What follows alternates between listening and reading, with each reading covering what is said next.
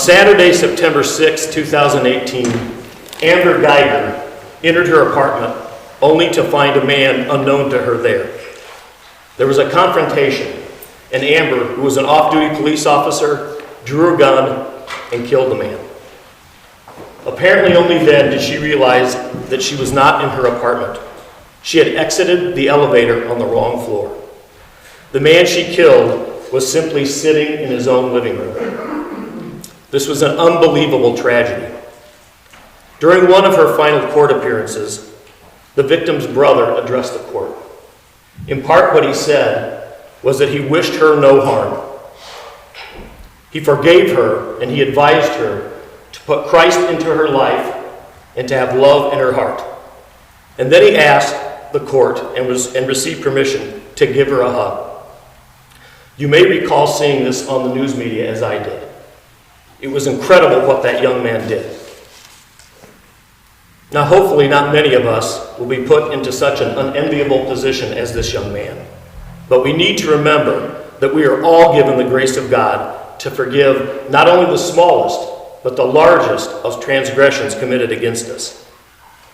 We not only have the ability to do that, but Christ commands us to do so, specifically telling us this.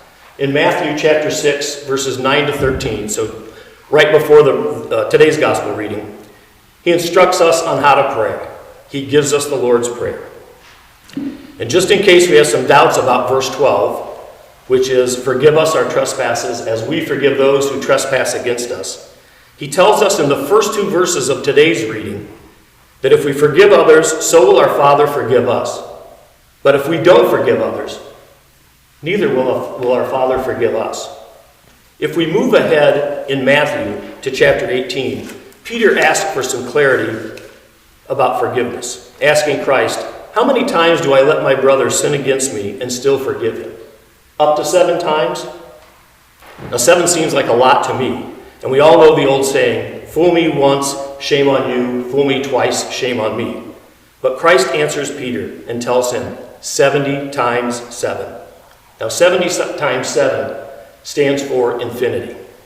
Christ then tells the parable of the unforgiving servant who gets forgiveness from his master, but yet will not forgive those who owe him. We all know that this doesn't end well for this unforgiving servant. The master sends him away to the torturers until he can repay his debt. And Christ tells his disciples, and this is Matthew 18, chapter 18, verse 35, so my heavenly Father will also do to you if each of you from the heart does not forgive his brother his trespasses. There is no caveat to this forgiveness. We have all heard, I will forgive, but I will never forget. For Christians, that is complete and utter nonsense. Our forgiveness towards others is to be the 70 times 7 kind. We are to forgive completely, forgive totally, forgive utterly. This is what the Lord does for us. Complete, never-ending forgiveness. If God is the God of love, he is also the God of forgiveness. Because we are called to love one another, that's Matthew 27, verse 39, we are called to love our neighbor as ourselves, then we are called to forgive one another as well.